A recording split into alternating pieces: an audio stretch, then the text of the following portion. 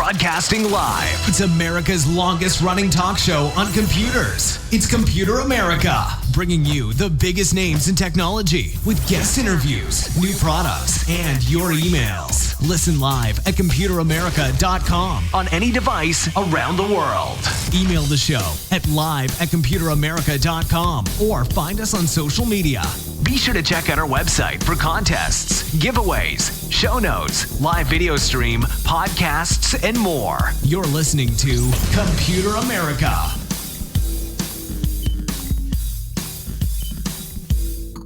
Hello and welcome everyone into the Computer America Show. We are the nation's longest running, nationally syndicated radio talk show on computers and technology. Everyone, welcome into the program. I hope that you're doing well and you are ready for today's program.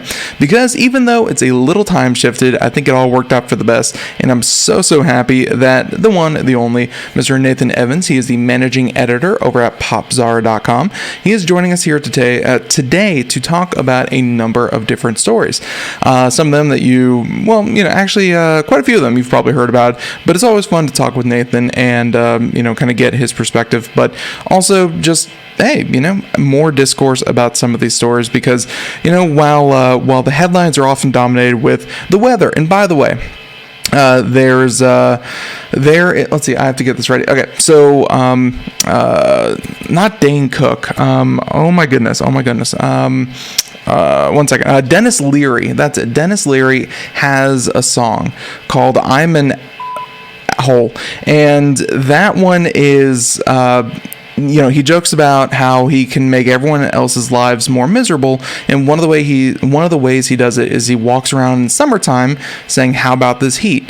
And I feel like that is, every time I turn on the news, that is what they're doing. They sit there and they go, check it out. It's the 32nd day in a row of 100-degree plus temperatures. And I feel like, man, every single person that has to live through that, they're very aware of it. And, they've been really harping on how hot it has been. So everyone, I hope that you're staying cool and you're having fun out there.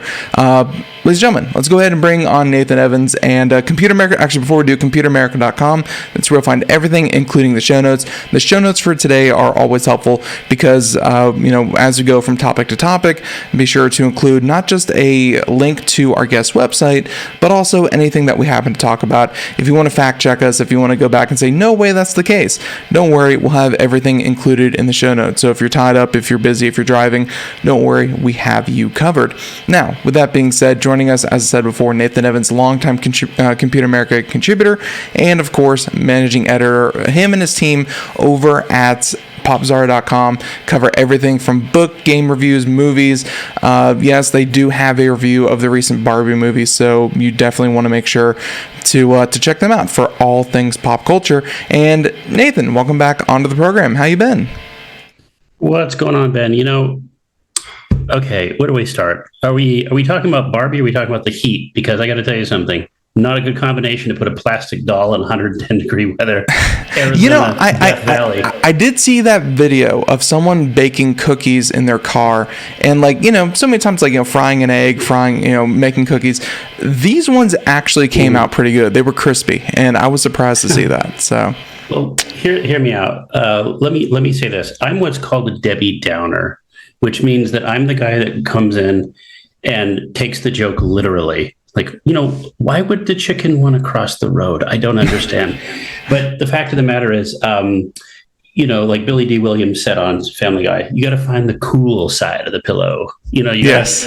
If you're in one of the areas in the country that's experiencing extreme heat, I saw this story the other day, speaking of Death Valley and heat and idiots and stupid people, about how people were flocking to Death Valley to experience the record-setting heat. Yeah, heat tourism. That was a strange one. No, you know what it is? We live in a world where people eat Tide Pods and put cyanide on their faces. They captured it perfectly in Independence Day, where aliens invaded, and there was that group saying E.T. welcome. There was a group on top of the building, and that was the first building that got destroyed. Yes. It's humans never change. It's just like, it's called Death Valley. It's not called Happy Fun Weekend Getaway Valley. It's what gets me are the hikers, and it's like, oh yeah, they went out hiking. It was 114 degrees, and they got heat stroke, wandered off the trail, and were found dead. And I'm like, man, I know that people's vacations are important to them, but change your plans. 114 degrees. That's the thing. And, and I'm not, look, I believe the climate's changing, right? Of course, I believe in the literal term of climate change, right? But I'll tell you this, it's very difficult to get people on board to talk about climate change as an issue when you have morons propagating fake stories like the cookies you said. I could bake cookies in my car on a 95-degree weather day. First of all, you need the no-bake cookies. That's how you get around it. You don't have to bake them. Nice and crispy. But the fact of the matter is, we talk about all these weather systems and alert reporting and everything. I want to caution everybody. Because sometimes with news stories, you and I were talking about this right before we started recording, about by the way, chronologically, we're recording on a Tuesday. Normally, you and I record on a Friday. Right. And we kind of made a joke like, isn't it amazing how there's just so many more news stories on a Tuesday? Yeah, that's amazing. It's like the news just takes a break. Like, you know what, guys? Okay, like I'm doing the arm T. Okay, pause. We need a break. Okay, stop happening world. But things don't happen anymore on a Tuesday and happen less on a Friday. They just get reported on less because everybody wants to do something. So I would just say this. Don't let the news scare you. Don't be intimidated by it, but be safe, hydrate yourself, stay inside if you have to. And if you're going to be outside, have some fun, but don't go to a place called Death Valley. Go to Hidden Valley Ranch. We actually used to drive by a Hidden Valley Ranch processing plant. You would drive by that place and you'd smell ranch dressing, and you're like, is that ranch? You're just driving in your car. True story. But no, don't go to Death Valley. Don't go to Phoenix. Phoenix Forge Valley. Lava Rocks, whatever it is. But so all that aside, we're here to talk about some fun stories. You picked out a very, very good medley of some other records that aren't heat related. You have some this one about MrBeast that I actually love that you included, because it's been a running joke for a couple of years now, and looks like he's finally had enough of it. So we got that. We have video games. We have YouTube, of course, messing with AI generated videos. AI generated video summaries. So all that more. Nathan, before we get started, for anyone out there who may be completely new, let's talk about Popzara and what it is that you and your writers set out to do there. It is what it is, right? No, Popzara, we are a website that deals with a little bit of, you call medley, I say swatch, a nice swatch of pop culture. Not everything, because who's got time for that? As you said, we have Barbie. We have not one, Ben, we have 2 reviews of Barbie. Reviews for Oppenheimer incoming. I think we just posted a review for Haunted Mansion, if you're into that sort of thing. No, we have, I'm very proud, we got some reviews on Thunderbolt docs. We are one of the only websites that you will find Barbie and Thunderbolt docs on the front page. Coexisting together. By the way, isn't that funny? I know we're going to talk about Barbie Hammer later, but isn't that funny that you have these 2 movies that are diametrically opposed in every conceivable possible way you could imagine, that somehow deal with the gender divide better than anything that has ever happened in the history of anything? Like, the only other thing that could be close would, like, if you cross-pollinated Barbie with Transformers. So the only not the only, but the one that immediately jumps to mind was all the fan art and all of the people getting excited for Doom 2018, 2019, wherever the heck that came out, and Animal Crossing, the new Animal Crossing game coming out on the same day. And there was a lot of fan art and a lot of joy, because, if you want to talk about diametrically opposed, Doom and Animal Crossing are about as opposite as you can get, but they shared a release date, and people love that, just like this. Well, kind of funny. A couple of years ago, one of our mutual friends, Corey Gallagher, he was reviewing a Barbie game, because we used to get Barbie games on the regular. I don't think they make Barbie games anymore, but this is a guy that normally was reviewing like Grand Theft Auto and all that. And he actually cross-pollinated Barbie with Grand Theft Auto. And what's really funny about the whole thing is that the whole thing about Barbie, and we can talk about this later, but Barbie it might be a female-centric, genre of itself. If you want to do this, let's just lead with Barbie. Why not? Lead with a strong foot. Yeah. For Barbie. Let's just lead. Go for it. You see, but if this was like a national news show, you'd have to tease the Barbieheimer and then make people wait, and then at the end only talk about it for 10 seconds. But I'll say this: Barbie mixes so well with things. It really does. Like, remember Toy Story? Barbie was a main character. Yeah. You know who I really feel bad for? I feel bad for Judy Swan. Is it Judy Swanson or Stetson? The voice of Ariel, the Little Mermaid in the original cartoon. She had to sit and watch this year as 2 of her major roles were replaced by these movies. She had to watch as the Little Mermaid. Jodie Benson. Yeah. And now Barbie. Like, interesting. No, Barbie's been, by the way, Barbie was one of the best characters in the Toy Story films. She's especially good in Toy Story 3, where she was shouting like nihilistic, like almost communistic platitudes in a garbage dump against an evil bear. By the way, and that movie was nominated for Best Picture. So there you go, Disney. So no, it's I haven't seen Barbie yet, though. Did you see? So you didn't see Barbie? Did you see Oppenheimer? No, I was contemplating doing the Barbieheimer thing because I wanted to see both. Haven't had a chance. Had an eye infection, so not a good time to go to the movies when you can't see. Yeah.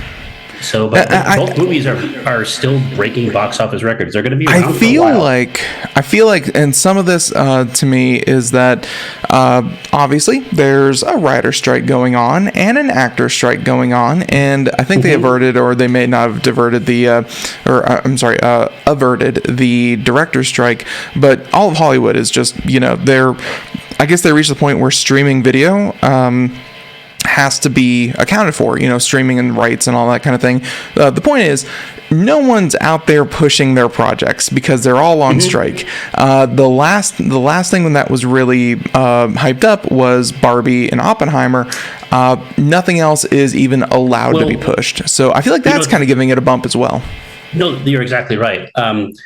I think Hollywood should learn from this, that if the normal promotion machine was in play, I don't think Barbie and Oppenheimer would be doing as well. Because Hollywood puts its foot in its own mouth so often, and stars are obnoxious. But the problem is that right now, all the marketing, for the most part, is being done by the fans, right? They are creating this, like what you're seeing with Barbie and Oppenheimer, you're seeing something that's a grassroots hashtag. Yes. It is actual grassroots. It is real. It is excitement. Like, no offense, I saw a couple good movies this year. The last movie I saw was Mission Impossible: Dead Reckoning, and I really liked it. But that movie is not doing as well as it should have, right? A lot of movies aren't doing as well as they should have. Indiana Jones is not doing as well as it should have. These are movies that are actually pretty decent, but the buzz was bad because the Hollywood machine has failed Hollywood because it's obnoxious, it's fake, it's phony. I mean, you really need to see Margot Robbie give fake answers to a news website. Like, so tell me, why did you want to do Barbie? Well, I grew up with Barbie and I love Barbie and I always played with Barbie. Like, you don't want to see that crap. But you do want to see Oppenheimer and Barbie in promotional videos with nuclear blasts in back of them. Like, that's creative. That one was a different one, and I think the BBC had to apologize. I think at some point for it was Warner Brothers. Yeah, it was Warner Brothers for tweeting out that thing, which I think they should not have apologized. Like, I get that the atomic, everything with the atomic bomb, there's going to be some detractors, but I mean, history is history, and I don't know. I feel like you shouldn't have to apologize for that. Who said it famously? It might have been. Actually, I don't even know which comedian said it. But anyways, comedy is tragedy plus time.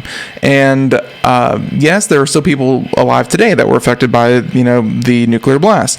But at the same time, I mean, hey, if you can't laugh about it, I don't know. It's yeah. Well, I mean, you and I could have 10 podcasts about the efficacy of that sort of thing. I feel like you did that. You used to do the Crybaby podcast. Crybaby. Yeah. Yeah. We won't say the name online, but let's just say that product still exists in a different form. But there you go. I'll say this, but at a certain point, though, you're literally crying to the you're crying to the cradle. Can I say that? Yes.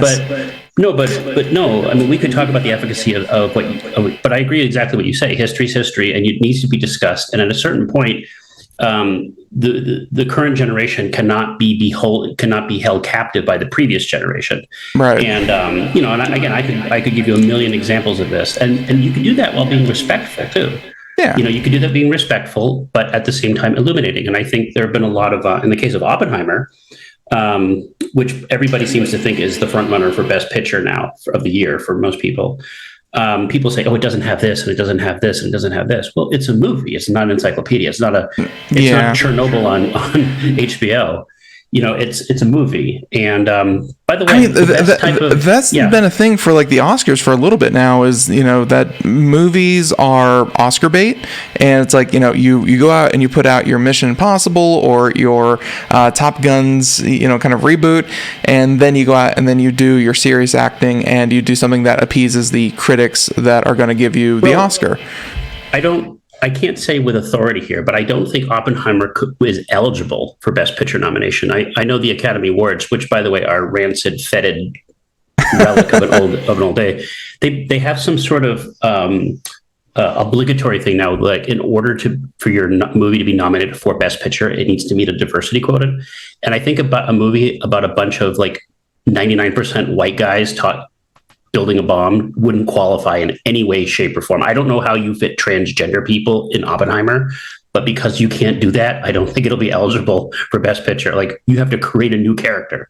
But at the end of the day, people love these movies. They love these movies. They genuinely like Barbie, and they genuinely like Oppenheimer. They genuinely like them without a lot of the fanfare. I think that's cool. So you didn't see it, and like you said before, there were 2 reviews up on your site about Barbie.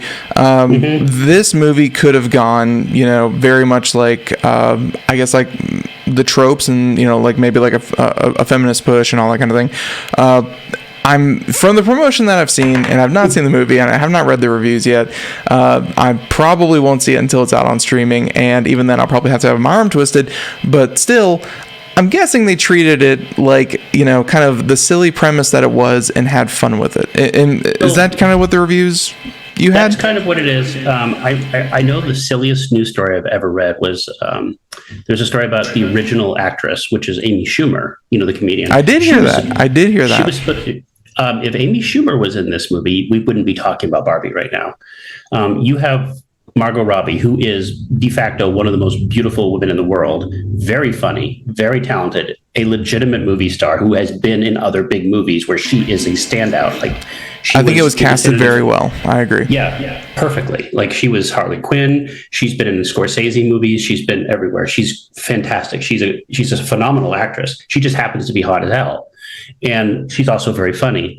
All these things conspired. But you're right. I haven't seen the movie myself, but it does have a big feminist message, of course. It's Barbie.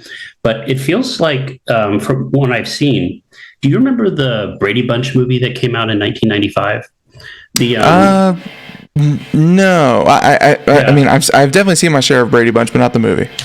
Well, it was a satirical take on the TV show. This is 30 years ago, but it was reverential, but it was also satirical and very funny, poking fun at the weirdness of the show in the 90s. I'm surprised they didn't do that again with. I'm surprised Netflix hasn't redone that. But it's a fantastic movie. I love the Brady Bunch movie, and it spawned several sequels, which are increasingly bad. But by the way, Gary Cole is awesome as Brady Dad. Yeah, he just spouts out these malpropisms like, wherever you go, there you are. It's very funny. But Barbie feels a little close to that. Is that the only way you can do this premise is by having fun with it, and I think. You look at Ken, you look at Ryan Gosling's Ken and everything, and clearly they knew what they were doing. Clearly they were having fun with it. Yeah. Although I do have to argue with one talking point. Gosling has talked about how no one cared about Ken before his portrayal, this stuff. Michael Keaton played Ken in Toy Story 3, and he was awesome in Toy Story 3. It was fantastic. So there you go. There you go. Yeah, no, Toy Story 3 did a lot of it right. But, like I said, Barbie could have been a complete write-off of a movie and the premise, but I'm glad that it got as much attention, regardless of the situations around it. The bump from the writer's strike and the actor strike and that kind of thing. The fact that the 2 came out, and Oppenheimer is a good movie, a good portrayal of what actually happened, and Barbie came out and it was a good movie. Good time. If nothing else, I don't pay too much attention to financial stuff anymore. But I know that for some reason, this movie alone, or I'm sorry, these two movies alone, caused like AMC's stock to shoot up because people were going to the movie theater in droves. Like it was like the highest seen like weekends or highest grossing weekends in a long, long time. Well, it was weird. Well, again, it's coming off the back of several disappointments. And again, I'm not saying the quality of the films is disappointing. Indiana Jones was actually nowhere as bad as the pre-release made it out to be. It's actually quite a good movie in some ways. And, Mission Impossible is phenomenal. It's the best action movie of the year by leaps and bounds. And these movies are making money, but they're disappointments because of their budgets are so high. You can't make money off of I have long ago stopped trying to account for Hollywood accounting. That it is so questionable, like what is actually happening there. But well, it's not math; it's something else. It's voodoo. But but we've gotten, and again, this is where I'm going to end it. We talked about the promotion machine is down for Barbie and Oppenheimer, so the fans. Well, that's exactly what happens with these films. Is that why do we care that a movie costs $300 million? Why do we care about this? Why do we care? Right. We shouldn't care. It doesn't matter. It doesn't matter. At the end of the day, is it a good movie? But again, it's in the case of the biggest box office turd maybe in history, which is The Flash that came out this year. Sorry, Michael Keaton. You can't. Warner Brothers did everything imaginable to make people see this film, despite all the negatives that were legitimately going against it, right? And it was a dud. And meanwhile, now they're rebounding with Barbie. So they giveth, they taketh away, and they giveth again. It's Hollywood. What are you going to do? Yep. Good way to stop it there. Looking at the other stories here that we can kind of get into, and like I said, a lot of them are fun. Let's go ahead and talk real quick about X, because even on our own website, I have to start changing stuff. Looks like Elon Musk has finally dusted off whatever machine he changes everything with. And if you still hunt around and if you kind of have your eyes open when using the service, Twitter still pops up everywhere. It's search Twitter instead of search X.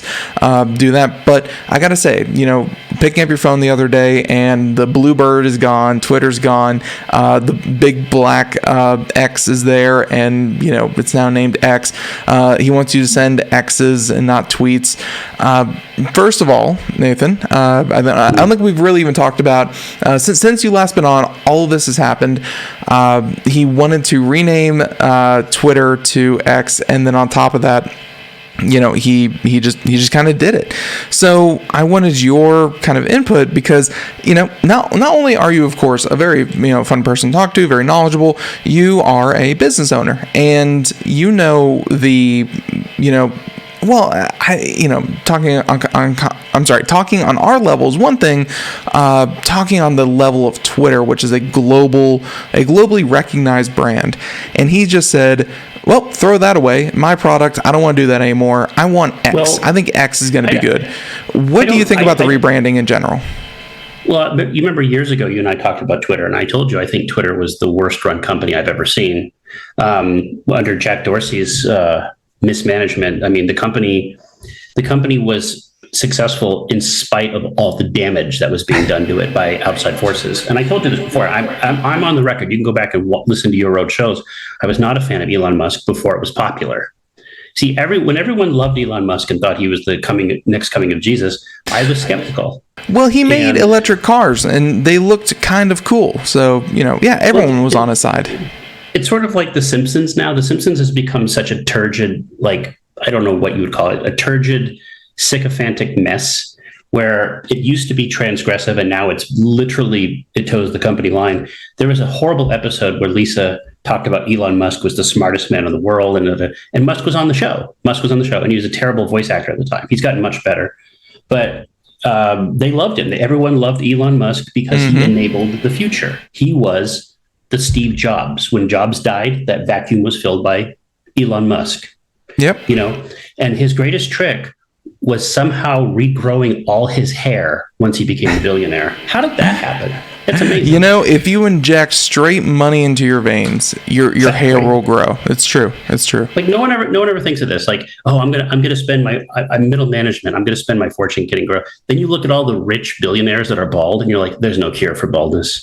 There's wigs and there's transplants. So, but anyway, my point is, Twitter was the most mismanaged, horribly run company imaginable. And people forget, before Musk took it over, it was on its way to the toilet bowl of history. Like, there were several attempts to replace Twitter before Musk took over, but again, most of them were conservative led. And if you can't be a conservative run social media in this environment, because you will be destroyed. And there's been several cases of this since Musk took over Twitter. So now what he did is he took over Twitter, and a lot of people thought, well, he's clandestinely taking over Twitter to turn it into like a Parler, to turn it into a Truth Mobile or whatever. No, I don't think Elon Musk. I think Elon Musk was such a wild card that he actually was forced by the courts to go through with this deal. He was such a wild card, people didn't know what to expect, that they projected their own wants onto what he was going to do. The problem is that a lot of the errors of Twitter that were under Dorsey's regime have been corrected under Musk. Like, people don't talk about this because the tech media, and I've said this before, the tech media has their head so far up their own patooties, they don't know how to report on tech anymore. They report bias, and they say, well, I'm biased against this, so I'm going to throw this at you. My audience wants to see negative Musk. Oh, he's going to be sued by San Francisco. He's doing this. He's doing this. But at the end of the day, the guy fired 90% of Twitter's workers, and the app runs better than ever. So what were those 90% doing? Like, he's introduced new features to Twitter that were never there before. Like, he's done everything people wanted, and the app's running. And he has certainly, I guess, and I've seen multiple companies really kind of look at what he's doing with Twitter, or I should say X, and really praise him. In that Twitter for 10 plus years, and this, burned, just got the trash can out and burned venture capital money to keep the lights on. And Elon Musk said, the first thing I need to do is make it profitable. If it's not profitable, there's no point in doing anything else. Cut costs, cut employees, cut this, cut that. And he wants to make it profitable first and foremost. And a lot of companies sat up and said, oh, yeah, we can do that. We can't, we don't just have to keep looking for investors to, keep funding this project until we're profitable. We can just make it profitable. So I have noticed other companies starting to take notice of that. Well, that's the thing. This stuff doesn't happen in a vacuum, and Twitter is no more unique or less unique than Facebook or Meta or whatever. Speaking of that, that's another company that rebranded itself to try to restart. It was Facebook became Meta. Yeah. Nothing Elon Musk is doing is what other companies are not doing. They're doing the same thing. They're all shedding employees. They're all shedding expenses. They're all doing this, all of them. The problem is that so much is focused on Musk because of his politics, or should I say, his lack of political acumen. So this is a guy that's coming out, and it's not necessarily that he's a conservative, although I think he might be a little. It's the fact that he says things are against the orthodoxy of what you expect to say on social media. And again, there have been, we can get into this in a different time, but there have been some evidence that Twitter, like Facebook before Meta or whatever's out there, Instagram, there's been some shenanigans that sort of guide people into think a certain way or to buy a certain product. Nothing new. This is nothing new. Now, as far as the rebranding to X, we shall see what happens, but I don't think the Twitter brand is exactly what people said. It's an interesting product. It's an interesting logo. It's an interesting euphemism. We're going to tweet. We're not going to message. We're going to tweet. And that's gone now. So there was certainly value in a recognized brand. There's a reason why Popzara doesn't change names every year. Just to try to freshen things up. To keep a brand going is important, but this is different. Let me tell you this. Let me give you a little secret.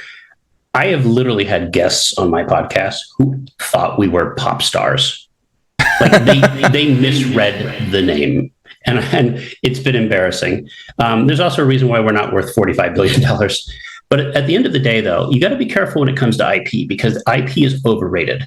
Like people think IP is valuable, and to some extent it is. You can have a company like Disney, or you can have a company like Microsoft, and all they do is engage in IP acquisitions because they want the brand. But the answer is sometimes the brand has derelict effects. In the tech world, I would give you a really good example. Atari. Atari is a derelict brand. It has no As soon as you say value. Atari, yeah, old technology or old gaming, I should say, really comes to mind. Yeah. Yeah, exactly. Like when you say Atari now, it has absolutely no bearing whatsoever on anything that came before like 2013. It is a completely separate brand.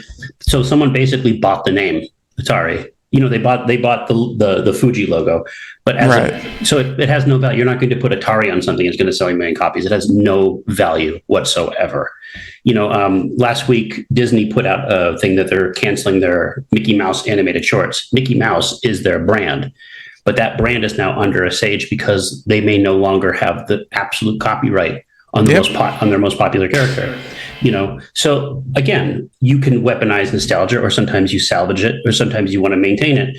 But there needs to be a cultural rebirth because the generation, like again, I'll give you a great example. In all the fracas that came out of this, Threads came out, Meta's Threads, you know, which is and everybody talked about, Threads, 100 million, no. And every single report that's come after that is nobody's using it. Like, nobody's using this thing. 100 million people, nobody using it. You know why? Because I don't think 100 million people signed up. Yeah, I don't think 100 million people signed up at all. They could definitely be inflating those numbers. And you know, when Threads came out, like no one beat me to the punch, and otherwise I'd have to send an email. I still haven't made a Computer America Threads account. Exactly. I find so little, and you know, there's a story that we're not going to cover today, but I think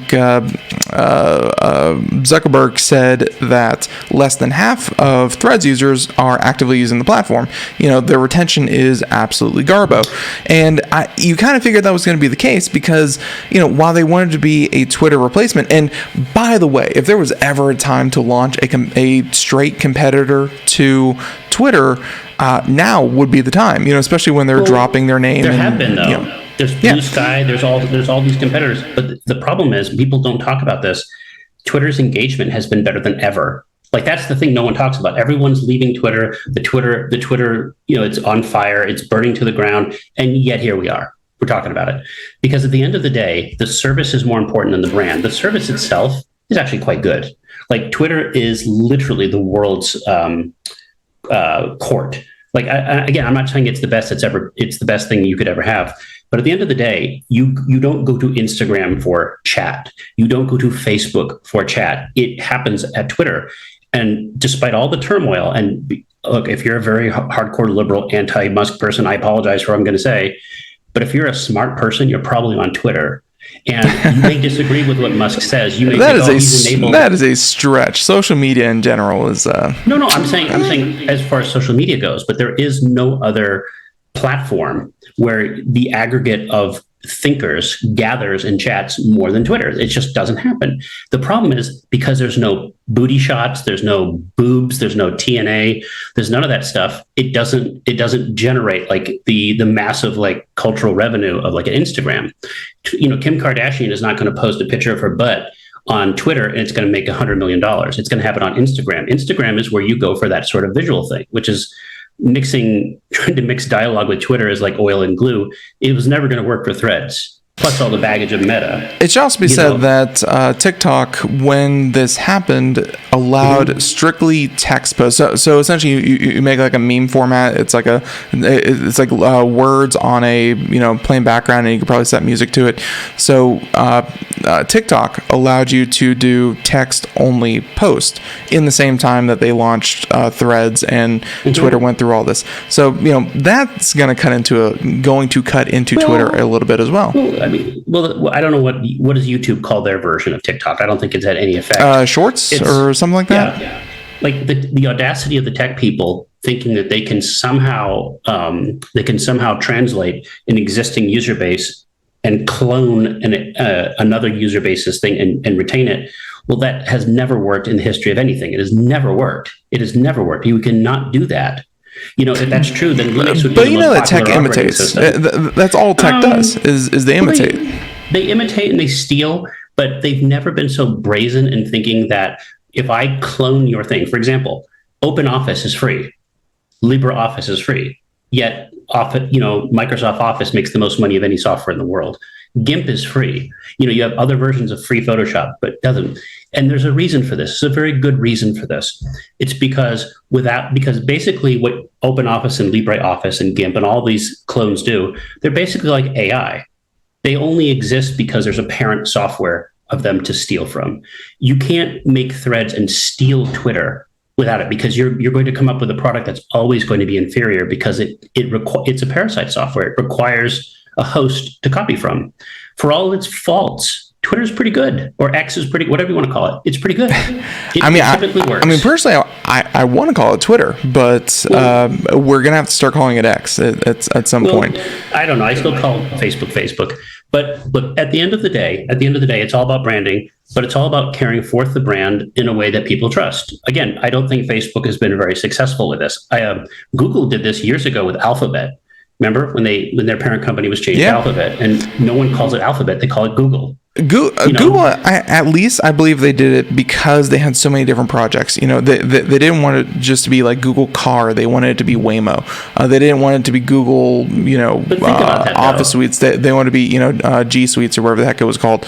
Google did it, I think, right, because they still kept Google, Yeah, but here's the problem, though. That also is self-defeating, because they're no longer getting that cachet, that press cachet. Well, Google Car, no, it's Alphabet Car. No, but it's Google Car, but it's Alphabet Car. Like, there's a whole reason you want it. But when we talk about these products, you and I talked about years ago. A year ago, you and I talked about like the nothing phone versus the one phone or whatever. Yes, the OnePlus phone. Yes. But you have, I read this interview with the nothing phone guy, and he sounds like an idiot. And he was talking about how no one cared about Apple before they made the iPod and everything. It's like, you have a product. You're known for that one product. You're known for that one specific thing.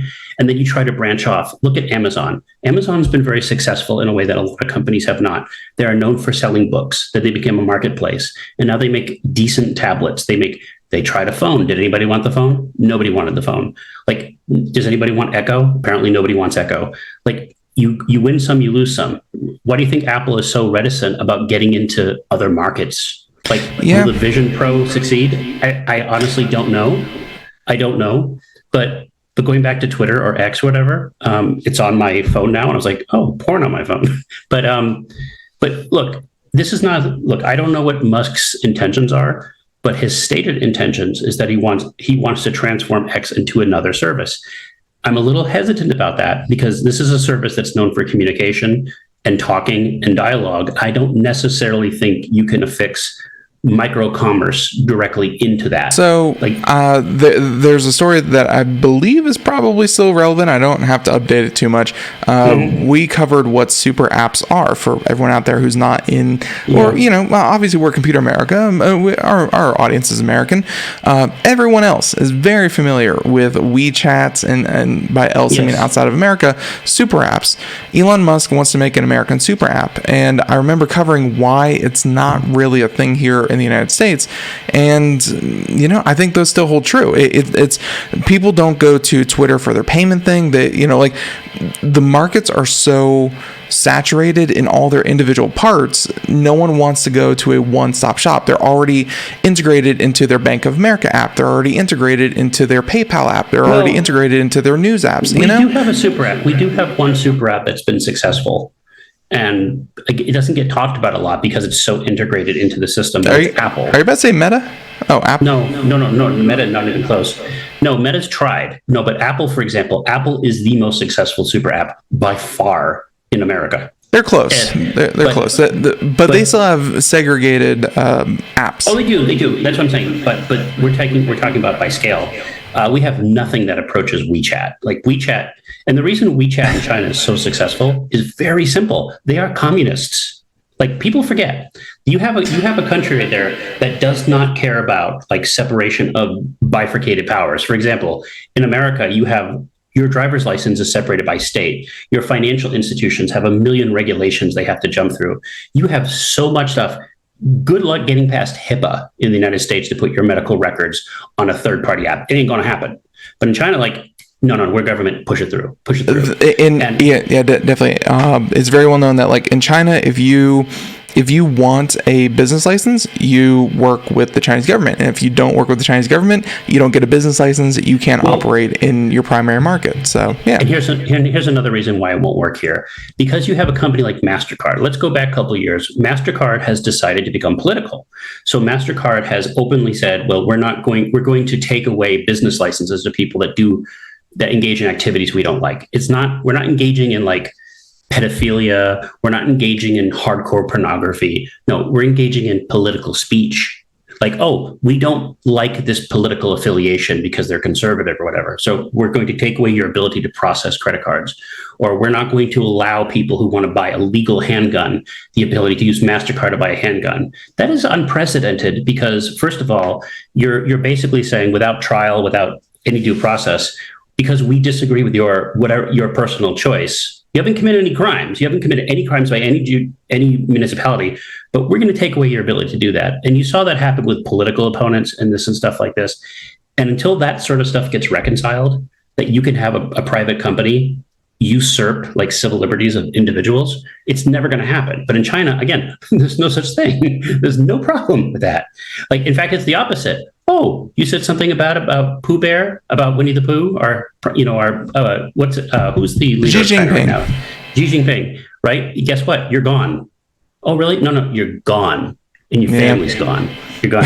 But seriously, you have one app that does your driver's license, medical insurance, and if you happen to jaywalk across the street, your credit system, your social credit score goes down. So good luck getting on a bus. And that could happen here, and that's why. That's the beauty of America. The chaos we have that a lot of people talk about is not controlled.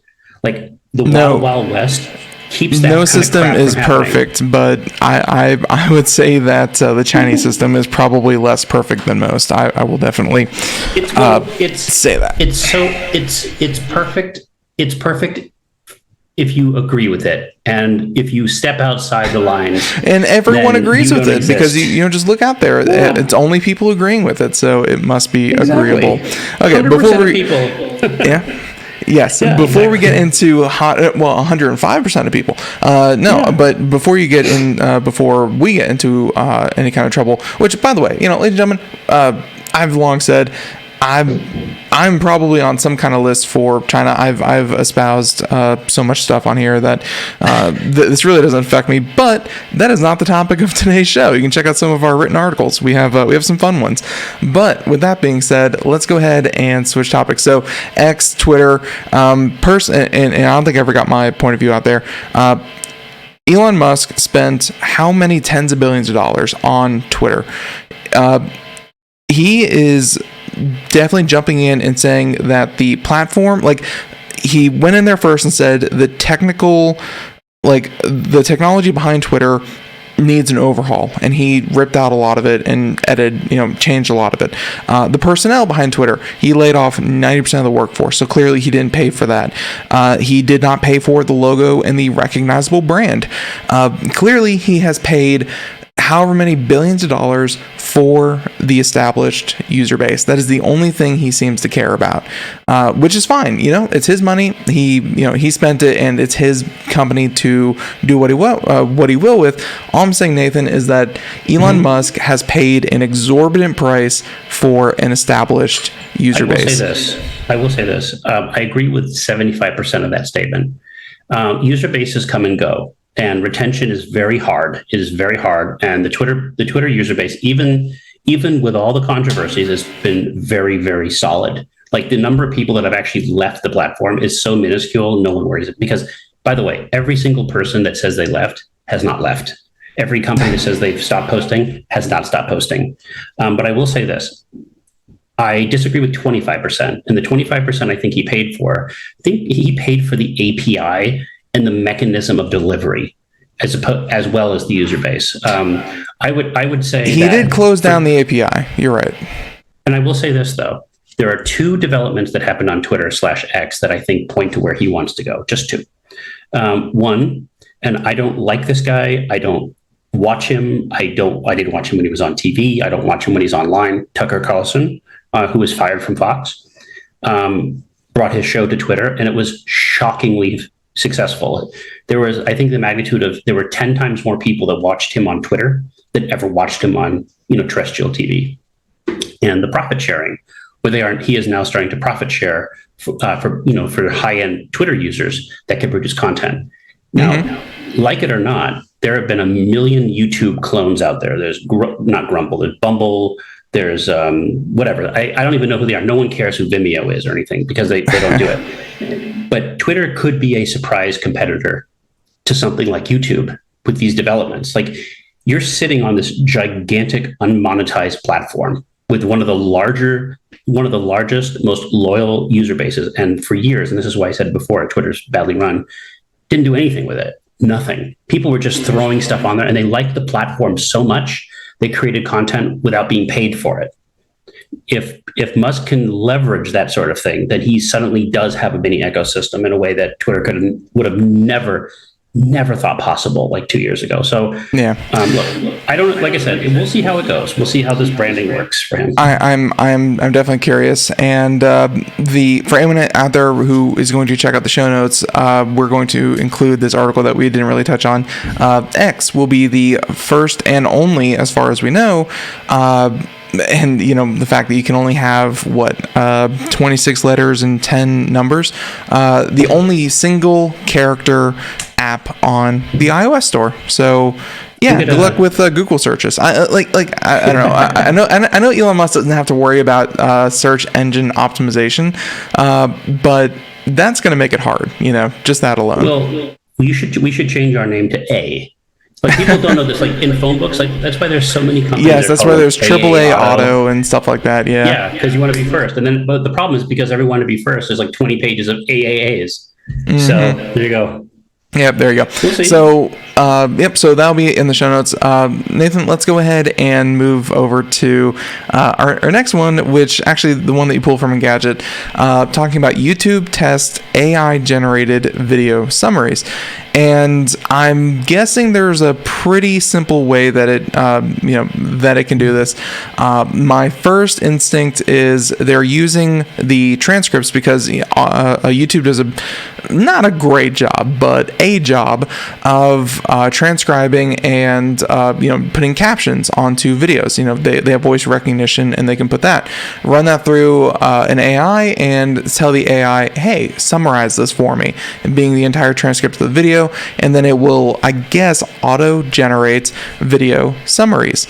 Nathan, what do you think about it? And I gotta say, AI, when it comes to kind of our jobs, where it is to write articles, write reviews, write things, I know AI is not going to replace our human workforces anytime soon, but we are seeing some very lazy, I think they're almost scummy, because they're definitely not ready for the public yet, people using AI to and by the way, it's kind of funny that John Fingus is the one that writes this, because if I was going to accuse anyone of being an AI, John Fingus, but he's been around for years and years and years, and he's a very prolific writer. Reviews and summaries and articles and so on and so forth are definitely in the AI's crosshairs. What do you think about YouTube testing it for something that is probably assistive more than replacing? I think so. I agree with you. The reason I didn't put another story in the articles today, because it happened 2 weeks ago, so we didn't have a chance to talk about it. But Google announced that they were going to start testing their own AI software called Genesis. Mm-hmm. You probably read about this, where they were going to assist journalists. And I thought to myself, wow, the two groups of people on this planet, journalists and cashiers, and are just lining up to make themselves obsolete. Like, they are welcoming the vampires in their homes, and they complain when the vampires kick them out of their own homes. And so when you have something like this, you have to say to yourself, well, I'm running a YouTube channel. If you're a low-ranked YouTube channel, you produce a lot of content, you don't have a team, these tools are supposed to help you. Like, hey, help me summarize, help me do this and that. That's always been AI's, I guess, kind of promise, is that it's not going to replace the top tier, but it's going to help more people give a better product. Like, it's going to raise the floor rather than, lower the ceiling for content generation. Yeah. I think it can be assistive. I think it can be helpful. I just think, like all things, I would like to caution people in that the more and more, it's like the boiling frog in the pot. Like the more and more you rely on assistive technologies, and I think the problem is we need to stop calling AI artificial intelligence. I don't think that's the right term. I think that's a holdover from like the Terminator days, where you think, well, I think somebody will coin a new phrase, right? They'll like we said assistant, like, you know, what would we just say, like generative assistant or something, GA or something. But it's not thinking. This isn't intelligence. This is aggregation. Even the best AI that does procedural artwork, it's aggregating based on existing data points. Now, this, like you said, I think they're using text and everything. I think this is fantastic, by the way. I do. I think this is a good, because the last thing I want to do is waste my time watching a YouTube video that lies in the title. It happens all the time. Like the best way to change your icons on a Mac. Like I was testing a Mac computer the other day. I was playing with a Mac M2. And did you know that Apple took away the ability to do scaling on desktops? Really? Yeah, I wish I knew that. I have bad eyes, so I need to scale. Like you're a Windows guy like me. I could scale my desktop right now while we're talking, no problem. Yeah. So I probably watched about 30 YouTube videos how to do this. Not one of them was helpful. In fact, a lot of them weren't even real. I would have loved an AI border guard to let me know that I was about to waste my time, because you know how the YouTube is so full of these phony videos that have like auto voice, like, hello there, this is YouTube. We are talking like this. And it's fake because they just want revenue. They're lying to you, right? So yeah, if AI can help that, that'd be fine. And by the way, Apple, put the scaling back in your OS, please. Stupid. Well, Jesus. you know, Apple loves to take things away. It's very innovative, and I don't know. It's a very cool technology, and I gotta say, I'm seeing it everywhere. I know that we use WordPress behind the scenes for our website, and even WordPress has worked it into their thing. Like you can write a paragraph, and then you can say, you know, rewrite this paragraph using AI, and it will do it. And by the way, I absolutely hated the wording that it used, but you know, it's right there. It's it's everywhere. Here's how I think. Well, here's how I think. Here's how I think. In cases like Summaries, that's fine, because I don't have time. But when it comes to original content, when it comes to actual, you know, art, when it comes to this, if you don't have time to make it, I don't have time to read it. And the problem is that I think I don't think it's commentary on how good AI is getting. I think it's a commentary on how bad people are getting. That they would prefer to be lazy and cheat and allow a computer to represent their artistic endeavor. But thankfully, you can usually tell when what you're reading is phony, right now. One of my favorite recent stories about this whole thing, I'm sure that you heard about it, or maybe you did, there were people who were there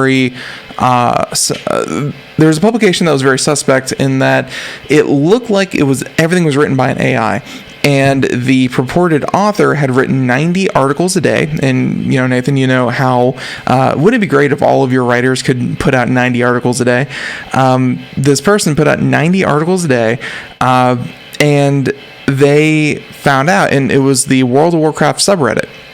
And they found out that this website, or they suspected that they were scraping the titles, the content of the Reddit post in any media, and then running it through an AI that would then summarize the body of the post, summarize the title of it, and then make an AI generated news article. And they actually they actually tricked it. They put up a fake subject matter. Everyone got really excited in the comments section, and the AI article was like, here's the AI generated title, here's the body of it, and then it said, users are so excited, user said this, and this, and all of it was fake. And they just caught this websites dead in their tracks, that they're using AI to generate articles. And I saw that. That was so weird. That was weird that they would do that. No, I think it's good that they did that, because that's how you stress test what this is. That's why it's not intelligence. Again, it's all aggregates. It's only the expression "you are what you eat." Well, that's what AI is. It's you're feeding it data, It has no parsing abilities. It can only leverage data against itself. That's again, true. that's I mean, think about this. We have human gatekeepers, right? What is YouTube if not all gatekeeping? Like, this particular content is this. The only way, and this is why I'm a free speech absolutist. If you start saying, well, I'm going to assign some gatekeepers to tell me what the truth is or not, right? And everyone starts going onto this AI bandwagon. Of course, you're going to have some trolls that go and say, let's screw with it, right? Mm-hmm. But I'm loving that they're screwing with it, because you're showing the number one flaw in this whole thing. AI definitely needs more of that. I especially love the exchanges. I don't know if you've seen them, where people, through enough persistence and time, and essentially you're feeding it data. That data doesn't always have to be accurate, where people get AI to admit that 2 + 2 = 5. And with enough pushing, enough repetition, enough prodding, they can get this supposedly super smart artificial intelligence to admit that 2 + 2 does in fact equal 5. You know what the funny thing is? What you're saying doesn't need AI, though. I mean, I've been on online conversations where legitimate, like, mathematicians and everything have tried to argue that 2 + 2 can equal 5 in certain circumstances. Their logic falls apart immediately, right? But the problem is that if you don't understand mathematics, then you will believe that 2 + 2 = 5 plus banana. That's the thing about intelligence. And that's the thing I think artificial intelligence should be kept intelligence, because it doesn't matter how smart you are. It doesn't matter how intelligent you are. At the end of the day, you're human. At the end of the day, intelligence is sectional. It's like, we see this fallacy all the time. We see the corruption of the syllogism all the time. Like, you have a logic person, if A then B. I'm gonna, what's the classic question? All dogs have 4 legs. Sammy has 4 legs. Therefore, Sammy is a dog. Is that true or false? Well, it's false, but it sounds good, right? And we reprint the sound. Fallacies exist for a reason. Yes, exactly. But then that's why, again, going back to what I said about free speech absolutism, if you have garbage and you have other facts, at the end of the day, eventually reality will assert itself. It just has to assert itself. You're going to make a lot of mistakes, right? We're going to have a lot of mistakes. Like, going back to Oppenheimer, for example. I didn't see the movie, but you saw the commercial. And how do you make a 3-hour drama exciting about a nuclear bomb where you already know what's going to happen? And you remember that there's dialogue in the trailer. Oh, if we do this, it might ignite the atmosphere and explode us all. Well, we know that didn't happen. Near zero chance, yes. But you watch the trailer and you're like, oh my God, is it going to happen? Because it's so exciting, right? Now, if you read the book it's based on, like American Prometheus, and they talk about this, like, there's nobody ever believed it was going to happen. But we talk about it, right? It's kind of cool. It's exciting. It's a stinger. But at the end of the day, it didn't happen, right? It just didn't happen. And so reality asserts itself. So if you're going to tell me, if we're going to create a fake Reddit about how aliens have corrupted America and how people are snake people and, they all live underground, then eventually you're going to have to show me some snake people. But if you can't produce snake people, then I'm not going to believe you. It's just how it goes. But somebody will believe it, though. Somebody will believe it. Ladies and gentlemen, be sure to tune in next week, because we actually have snake people here on the program. It's going to be exciting. So I want to see some snake people then. They don't want to be on camera. Also, I think it's just some guy with a lisp. But either way, it's going to be a fun show. So with that being said, Nathan, let's switch topics here a little bit and talk. Sure. Let's join Nintendo and PlayStation together. We'll lead with PlayStation, and then we'll switch over to Nintendo Switch. Switch to Switch. It seems like really the only time that we talk about the consoles anymore is when they break a milestone. Consoles aren't as exciting as they used to be because, let's face it, rivalries are fun. We don't have one of those. The Switch is an unmitigated success. The Nintendo is a success in its own right, and Xbox knows that Windows is its future. So, but hey, still, credit where credit is due. PlayStation 5 surpasses 40 million in sales. And, for a console, that's amazing. What do you think? That's pretty amazing by 1990 standards. And the only reason it's not so amazing right now is an asterisk, because there was a lot of reasons why it took it this long to get this way. And not all of them are because of supply chain or even Sony. The reason this is amazing for Sony, I'll give you, because the PlayStation might as well be a new console. The PlayStation 5 might as well be new, even though it came out in 2020. It's been on 3 years now. It feels new. It feels fresh.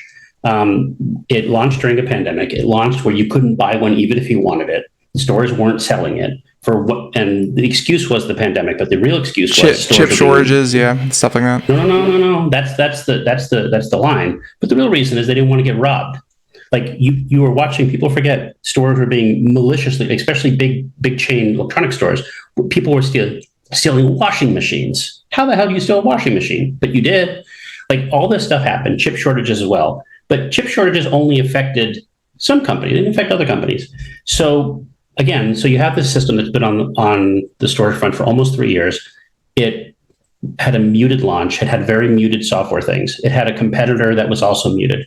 But as we've been seeing in the last 8 months, there is really no contest. And I'm not trying to be bullish or bearish on this, but the PlayStation 5 has been a huge success for Sony recently. It has come back to life. It's like that worm they found in the ice that was 30,000 years old and it came back to life.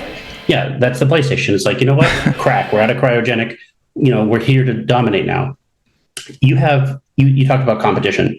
You have Nintendo, who has just been hitting it out of the park every year for 6 years. You have Sony, that since last year has been doing nothing but good things, like making all the right decisions. You have a console that has been selling really well, despite the fact that it looks like a space alien and it doesn't fit in any cabinet. It's been doing well. What I didn't put on this list, just to be kind, was Microsoft put out a press release, their earnings report, and the Xbox is not doing well at all. In fact, it's doing quite badly. And there was a little, like, the sales are down, console sales are down, software is down. There seems to be no enthusiasm. We talked about this when we talked about the Activision Microsoft acquisition. By the way, my prediction totally came true. They okayed it. It's going to happen. So it looks like it's on track for sometime in October, I think, or something like that. Yeah. In 50 years, no one's going to be making an Oppenheimer style movie about FTC versus Activision and the thrilling court trial. But at the end of the day, though, I think Microsoft's happy with that because there was some evidence that they artificially limited the Xbox console so it wouldn't propagate the way the Sony PlayStation has. Because again, that's expensive. Because when you build an infrastructure, you have to pay for the infrastructure. You have to pay for licensing. Like you saw this happen with Netflix and Warner Brothers. What was their thing? Max. Speaking of rebranding a service. Holy crap! Don't get me started on Max. Max is the app. Oh my God, HBO, I know we just talked about Twitter being iconic and that kind of thing. HBO is so iconic in entertainment circles, and they just dropped it. And it remains. Well, because again, again, I said it before with X, I said it before now. Don't overestimate the value of a brand when the product is the same. Like HBO's fine and everything, right? But the product hasn't changed. Now, they got rid of a lot of the product, the bad product, and same with Xbox. If Microsoft spends billions of dollars producing a console, and they're going to have to spend more billions of dollars maintaining the console, maintaining the infrastructure, maintaining this, when they're not selling any software. That's the problem.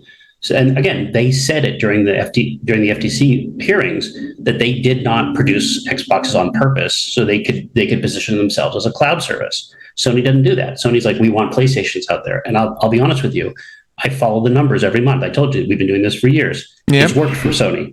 Nintendo and Sony push so much software. It is insane. Like people talk about the PC as the master race. They talk about PC. Not even close to consoles. Yeah. Not even close.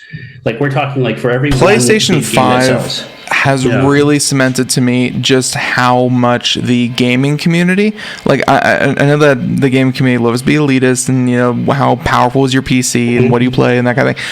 Consoles drive video games 100%. It's a little different with Sony now though, because Sony does actually produce their first party content on Windows. There's always like last week, I think, or the week before, Ratchet and Clank: Adrift Apart came out for Windows. That was the launch game for the PlayStation 5. Yeah, it was a launch game. In fact, it was the game that Sony used to demonstrate. No. I remember that. I didn't know that PlayStation actually released it for Windows though. I'm guessing through Steam or something. All their big stuff. God of War. By the way, what a success story Steam has been. I don't know if you saw that with Activision Blizzard. To further drive the point home that Microsoft's not going to be a monopoly. Activision Blizzard, who's been running BattleNet ever since Warcraft 3 and StarCraft 2 or StarCraft days with StarCraft Brood War, they're coming to Steam, at least with Overwatch. Yes. That's big.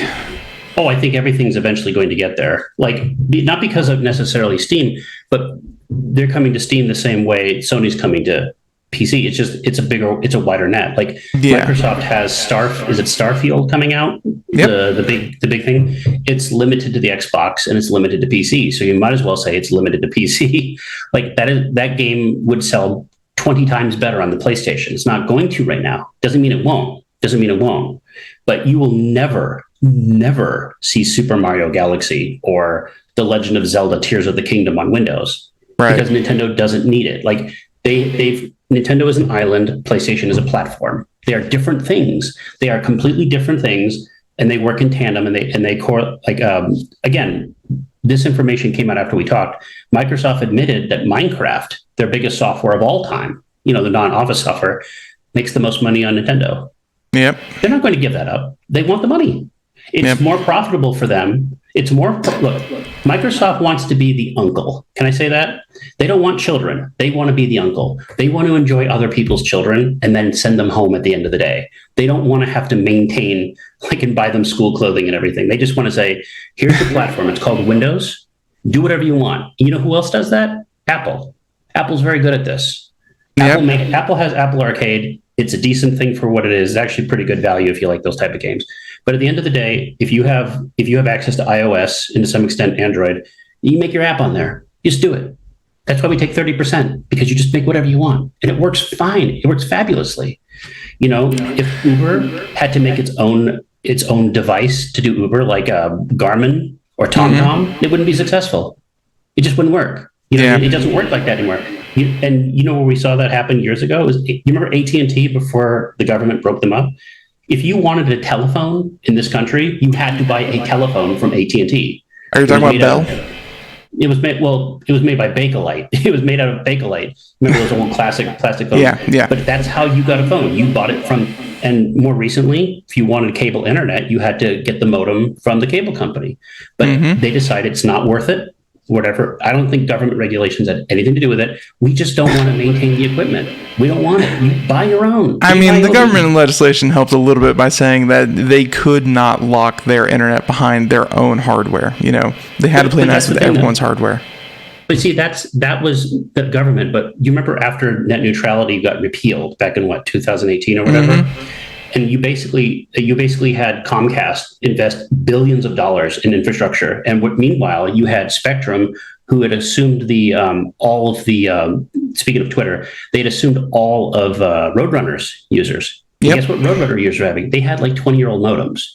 Spectrum's we can't deal with this. We can't deal with upgrading everybody's modem and maintaining everybody's modem. So buy your own.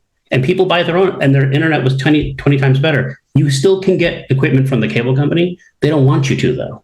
They would prefer you bring your own, because then you deal with it on your own. I definitely always recommend to people to get their own router. Save the $4 or $5 rental fee and just get your own. It's just better modem. Equipment. Yeah, it's better equipment. And here's a PSA: if you have Spectrum, here's a PSA for Spectrum and Xfinity users: call your cable company today and ask if your equipment has been upgraded or if you can get a better price, because they ain't telling you on either one. True. Try it. You might be shocked at what you can save. But, True. But anyway, Sony sold 40 million PlayStation 5s, 8 million this year alone, by the way. Yeah, they're not really slowing down, but it is kind of coming about that time. It's been three or 4 years. I think that the life cycle, isn't really that big of a deal as it used to be, because you have the PlayStation 5, you have pluses and slims and different versions that are just slight upgrades. So do you think that we're going to see a PlayStation 6 soon, or are we going to see No, not at all. But I know where you're going with this. The PlayStation 2 is the best-selling home console of all time. Yeah, did that thing sell 100 million? Oh, 140. 140. Yeah, so it's not breaking that, no. But the second most successful of all time is the Switch, right? Well, there's some discussion that the Switch may actually surpass it. The thing that the PlayStation 2 and the Switch have in common is they did not receive iterative upgrades. Like the hardware is essentially the same throughout their entire life cycles, whereas you saw the PlayStation diminish market share with the PlayStation 3 from competition, but the PlayStation 4, which received iterative hardware, the PlayStation 4 Pro, Xbox One became Xbox One Series Slim, X. Yeah. There's been talk about a PlayStation 5 Pro. I will say on the record, that would be the most suicidally stupid thing Sony has ever done as a hardware company, to bring out a PlayStation 5. Like, we do not live in a look. I'm sorry, technology people. I know you hate me because I don't like Linux, but hear me out. There is zero evidence right now that people who play video games care about technology. Technology has gotten good enough to the point where whatever you have can probably play what you want. Like the Switch did not sell 130 million for that. I don't think that RTX or ray tracing was a flop. It's definitely still being going into games, but I will say people don't seem to see it as kind of like a selling point, something that they need to drop what they have and go get that. That was not proven. So. No. Well, not only that though, it's just we're talking about high-end graphics. Like, yeah, the PlayStation 5. Okay, let's play this game. PlayStation 5 is more powerful than a Switch, but compared to a modern video card, it's nothing to sing home about. The problem is that, do we want PlayStation 5 to sell more? Well, let's create a newer PlayStation. There's two reasons why that won't work. Two reasons. One, it's a new console. Therefore, if pre-existing people buy it, you're not doubling your audience. You're redundant. You're making a redundant audience. So therefore, you sell 40 million PlayStation 5s, then you sell 30 million PlayStation 5 Pros. You've gained 10 million, and meanwhile, you've gained nothing. You've inherited like $30 billion of debt in hardware manufacturing. Nobody wants that. Whereas the Switch, which everybody has said was dead since day one, which is running on technology that's 10 years old, it's running off an old NVIDIA Shield technology. Just sold 10 million copies worth of Zelda in one day, because the game is good. Like, if the game is good, people will buy it. If the game is not good, people won't buy it. I don't care how pretty it is. I don't want to give Nintendo a pass on what they did with the latest Legend of Zelda, because Tears of the Kingdom. Shame on Nintendo. I will definitely say that. Shame on them for putting out a product that is, by and large, not voice acted. All the little characters, side quests, people, it's not voice acted. The graphics look, just the same as they did, and it should be upgraded. Yes. No, I mean, have you said that? Like, it does have quite a bit of voice acting. And quite a bit, but it's not fully voice acted. And, no. You don't understand. No, you don't understand. Nobody wants Link to talk. Like, if Link no. I don't want Link talk, but the little villagers, that you walk up to and talk to, all the little, Nintendo got lazy, but it's still paying for it. So it's still paying the bills. So I can't blame them too much. But yeah. But here's the thing: you want to segue into the next Nintendo. Yes. And by all accounts, and I've been talking with some of the people I know in the background. A lot of it is just BS. Like, a lot of people are just making up things and saying, I heard. But because at the end of the day, it's like craps game. Like, eventually, Nintendo's going to have a new console. It's going to happen. But we went through this mess 2 years ago. All the Switch Pro's coming out. Switch Pro, BS. And I talked to you about this. Like, you asked me if I thought a Switch Pro was coming out. And I said, no, absolutely not. It's all BS. But eventually you need new hardware, and eventually I think Nintendo's reached the point now where the Switch is on its exit strategy. It's done very well. It's the longest running Nintendo console, by the way, besides the Game Boy. It's done its job. Yeah, it's done its job. It's done shockingly well. It's changed the industry. Do you think the next Nintendo console is going to stick with the handheld thing? Yes, absolutely. In fact, I think it's more than that. I'll tell you what I've heard. If my predictions come true, then you could send me a check. Okay. But here's what I think. Here's what I know. Nobody knows anything.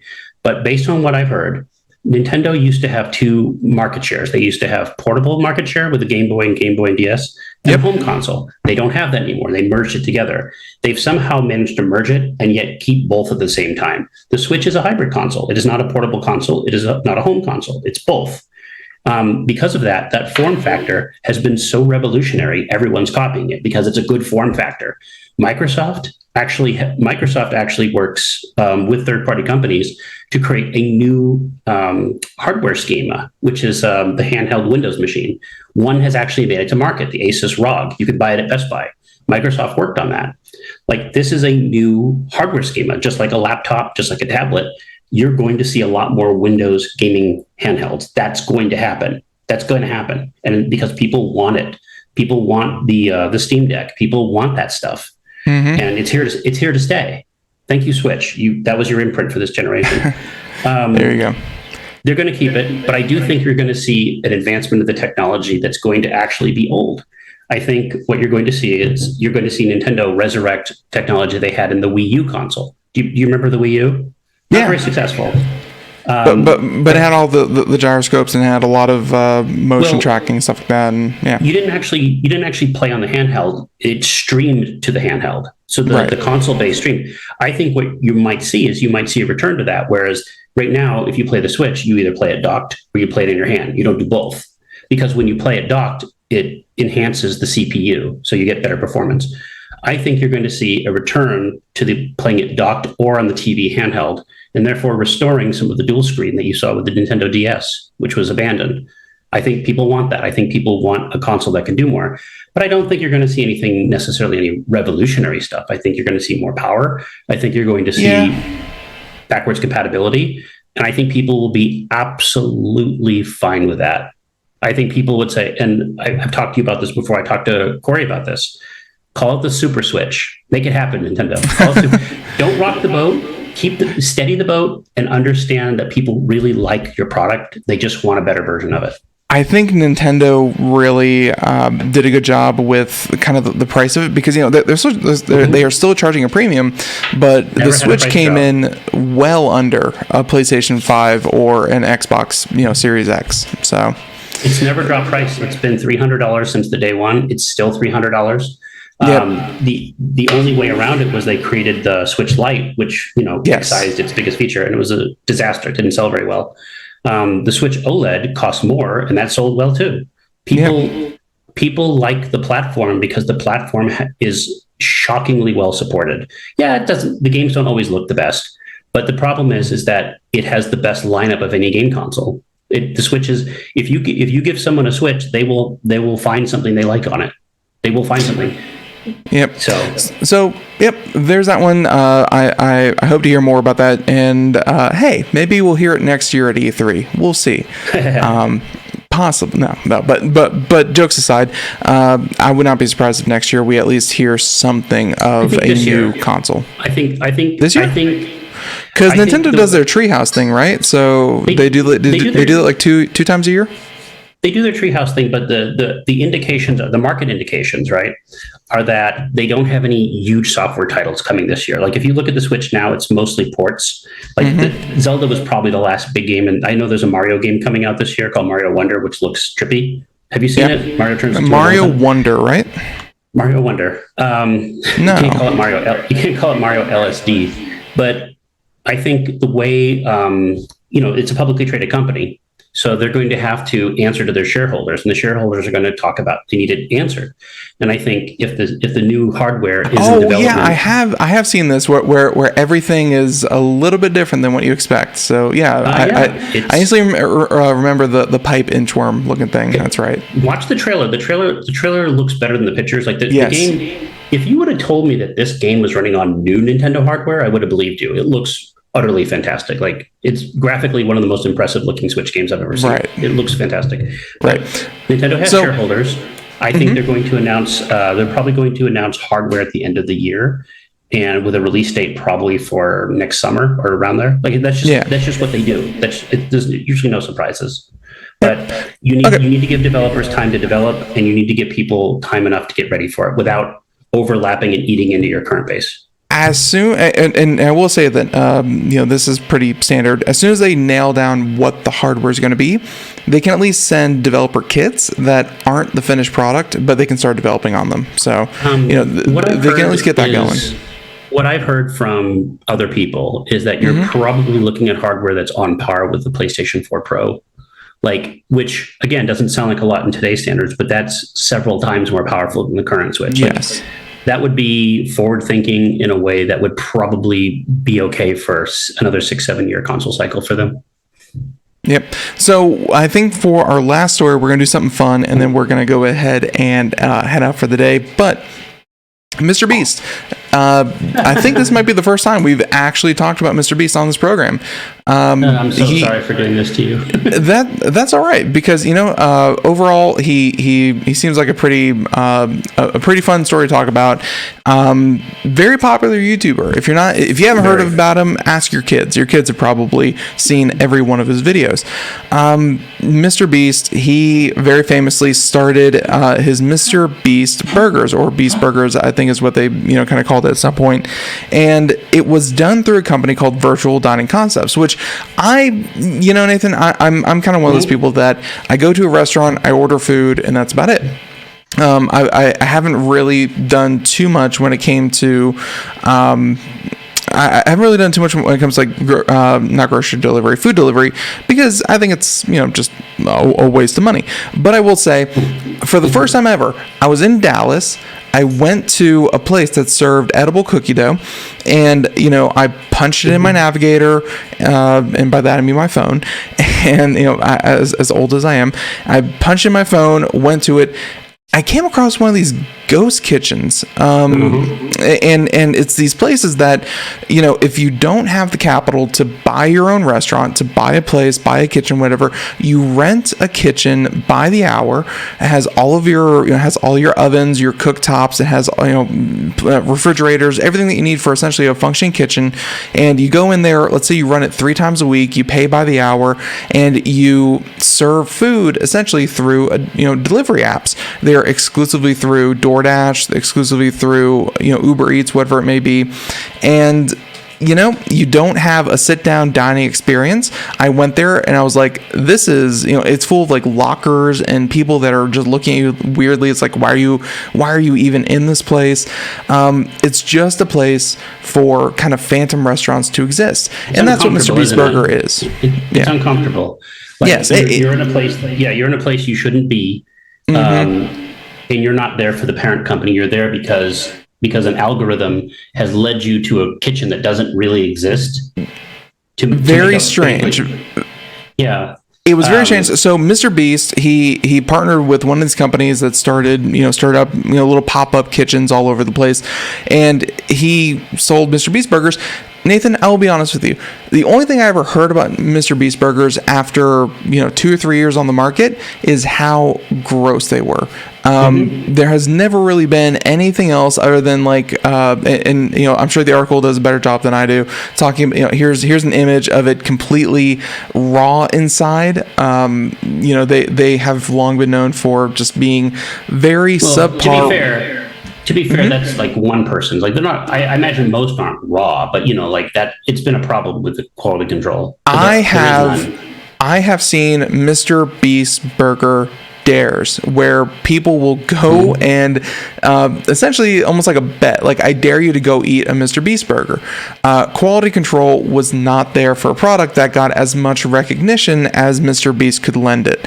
So yeah, it looks like he's suing the company that he partnered with, and for doing damage to his brand for essentially not, quality checking the product that they're selling. So this was a bit of a different one. I actually think the bad guy in this is MrBeast himself. You think? Yeah, I think he's the villain in this one. This is a guy who's really young. He's 25, but he looks like he's 40. He's made his whole brand out of basically antics and giving away money. I think he's a good-looking guy, but yeah. A lot of women think men look better at 40. There you go. We come into our own. But age like wine, not like cheese. But I'll say this: when you look at it, though, clearly, we live in the age of branding, right? Mm-hmm. His brand is YouTube antics, not kitchens. I know he did a kitchen antic. He recreated Willy Wonka, the chocolate factory. But that's his brand. He's not known for cooking. He's not Gordon Pett or Wolfgang Puck. He's not Gordon Ramsay. If Gordon Ramsay was selling burgers, I would expect burgers. I would expect, if Wolfgang Puck sold me water, which he does, I would expect pretty good water. Mr. Beast is definitely known for YouTube videos that are like, we brought 10,000 people and they're going to compete to win this island, or we blew up $1 billion worth of stuff.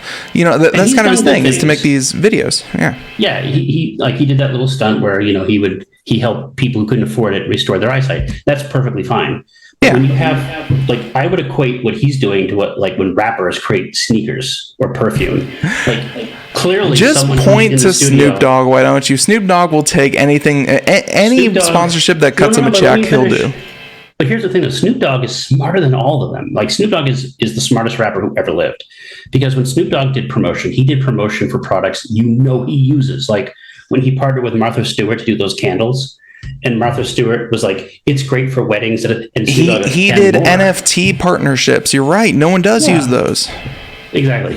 but what I mean is, with MrBeast, though, clearly a third-party branding company came up and said, let us go ahead and use your brand and we will handle everything. If I don't know how to say it. It's in the 1980s, there was a very popular cereal called Mr. T cereal. Now, and you could still buy it online. Apparently, Fox says. And the cereal is basically just rebranded. Had Mr. T on it. I don't think Mr. T was in the kitchen. I don't think he was there stirring this is good. I pity the food and eat my cereal. I don't think he was part of that. It wasn't even. He wasn't even on the box. It was a cartoon with Mr. T on the box. Yeah. We knew that was a thing. There's a lot of these things, but the problem is that MrBeast has, or whatever his real name is, he's done this with a bunch of food products. He has those candy bars, which they actually sell at Micro Center, by the way. The Feast Beast bars, right? Beast bars, yeah. And I thought to myself, well, why did this go on so long in the advent of this? So clearly, the controversy came up as soon as these things started coming. As soon as these things started coming, like you said, since 2020, he did this big stunt where he opened a restaurant and he had 10,000 people show up and everything. And then I think people thought that he was opening a restaurant. And it's funny, the reason I sent this to you is because this restaurant was big on Uber Eats. It was big on Grubhub and all that. Yeah. Because people were they were confused. I thought it was a restaurant. No, MrBeast was lying to you. He does not own a restaurant. He's not there. The article has an X. I gotta force myself to start saying it. Has an X that where the tweet is literally, we open our first Beast Burger in 10 minutes and there are 10,000 people in line, which is obviously a publicity stunt, but it does sound like we opened our MrBeast Burger restaurant. He was lying to his fan base. He was giving them the impression there was a MrBeast restaurant that he was involved with because of his stunts. The impression was that MrBeast opened his restaurant, like Gordon Ramsay. He was going in there making sure everything was great. In reality, he had nothing to do with this. It was a third party that was cutting every margin they could. They were hiring. They were being operated out of restaurants that weren't equipped for this sort of thing. Which is what he admitted in his filing, and why he wants to. And ladies and gentlemen, the spoiler alert: he wants to terminate the deal, which I think is really at the heart of it all. He wants to terminate the deal. But that's not what he was selling. He was selling a lie. And that's the problem, is when you're trying to go, it's one thing to go and throw money out of a car and be antics on YouTube. It's another thing to actually have an actual God's honest service where people, if you're a real restaurant owner, right? And you don't have tens of millions of dollars to throw out a window to make a YouTube video, right? You got to get the restaurant, you got to get the lease, you got to get FDA approval, you got to get this, you got to get those things. Look, I used to run restaurants a long time ago. I've done this before. I know this. You have to go you have to get FDA approval. You have to go and get permits. You have to get inspections. You have to, with MrBeast. Not in this new age of ghost restaurants. Yeah. Well, clearly no one likes them, but that's what I'm saying though. MrBeast didn't disclose that it wasn't a real restaurant, that he was basically just serving microwave food out of someone else's other stuff. And I'm saying if that was my brand, I'd be a little more wary about it. And it wouldn't take me 3 years to figure this out, that I was serving raw hamburger to people. So MrBeast, you're at fault. I'm glad you stopped it now, but you're the villain in this story. The other company didn't promise they were going to build brick and mortar restaurants. They said, we were going to take your brand and serve crappy food out of microwaves at ghost restaurants. That's what it was. And you know why it's microwaves? Because they don't have inventory control. Like a McDonald's, they're not they don't have room to stock fresh burgers. They come in with frozen patties that get thawed out in microwaves. That's why they're say what you want about McDonald's. At least they don't serve you raw meat. No. Actually, can I end this? McDonald's is great. McDonald's knows exactly what it is. McDonald's is like, we're not creating carefully curated patties. And no, it's fast food. It's miraculous. You go in there, you are in and out of line in like 2 minutes. They have that stuff down to a science. But again, I'm not saying MrBeast is not a nice person in real life. I'm not saying that. But in this particular instance, though, in this particular instance of branding, he misled his customers. He misled his fans. And I wish he had been more open about it, because it feels like with that article you cited with the 10,000 people, it feels like it was like coordinated to mislead people. Like it was designed to make people think that he was actually opening up an actual restaurant. He is undoubtedly one of the best promoters in the industry at the moment. He is absolutely. In YouTube, he's the best. In YouTube, he's the best. Like what was it? I was reading an article saying that like the only YouTube channel bigger than him is a channel that is dedicated entirely to like Hindi pop music. That has more, but no, MrBeast is up there, and this product was not working for a long time. I'm surprised that there's not a clause in his dealings, and he's such a good businessman, obviously, that I'm surprised he doesn't have some way of getting out of it without having to sue. But if he has to, he has to. I don't think the world's really going to lose much for this, but either way, I thought.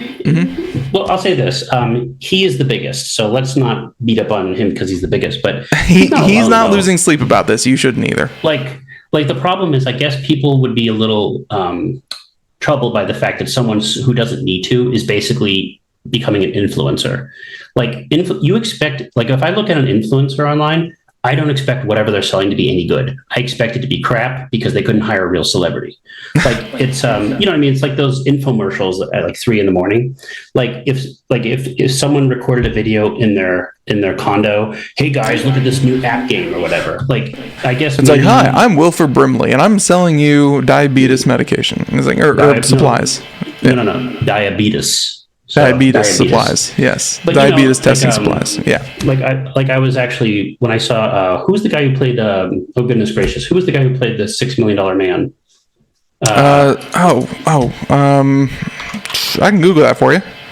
Yeah, give me. That was Lee Majors. Yeah, I love Lee Majors, right? And I remember I saw Lee Majors was sitting on this chair and wearing his little sweater. He's like, I may not have bionic powers, but you can have bionic hearing like me. And I was like, oh crap, he's reached that, or reverse mortgages. You know what I mean? Yeah. My favorite one, though, and I'll end it on a fun note. My favorite one was the lady from, and all my friends know I tell this story, so I apologize. But the lady from Little House on the Prairie. Yeah. And I forget who she was, and she was old, and they had to tell you who she was. Like, this is an actress from this show, and I thought, if you have to tell people who she is, she adds no value to your commercial. But the problem is that he's so big. MrBeast is so big, and I'll be honest, kind of beloved in the YouTube community. He's well respected, and I think he should make an apology, and he should say what happened. And he apologizes that he wasn't more involved, because I would hate to see this become more of a trend where people sell garbage. Look, there's only one comparison I can make, and you're going to laugh when I tell you this. I said rappers like to sell shoes. They also like to sell potato chips and ramen bowls. Like, have you seen ramen? Rap chips? Yes, rap ramen. Look it up on YouTube. I'm not lying. Like, you've seen the rap chips, like Cardi B enchilada sauce and all that. Like, these are big sellers. I don't think they have any official rap snacks variety pack ramen noodles. Yep. And so you are not lying. No, I'm not. And so, but I don't expect Master P to be involved in the sauce creation of this. I don't think so, right? So I'm not worried if that ends up giving you like dysentery or something. As long as we don't see Tupac reincarnated on the side of a ramen pack, I guess we're okay. Why not? I'm surprised we haven't seen it. But but that's what I'm saying. Like, but with that being said, ladies and gentlemen, and of course Nathan Evans, we're going to go ahead and wrap this up. I think that we have led to its inevitable conclusion. If you want to find out more, computeramerica.com, and of course, if you want to find out more about Nathan and his team over there, popzara.com. We'll have a link in the show notes, and there you can find podcasts, articles, reviews, everything that we do. But hey, he also does a little bit more on top of it. So, ladies and gentlemen, until next time, we'll catch you then. Bye, everyone. Bye-bye.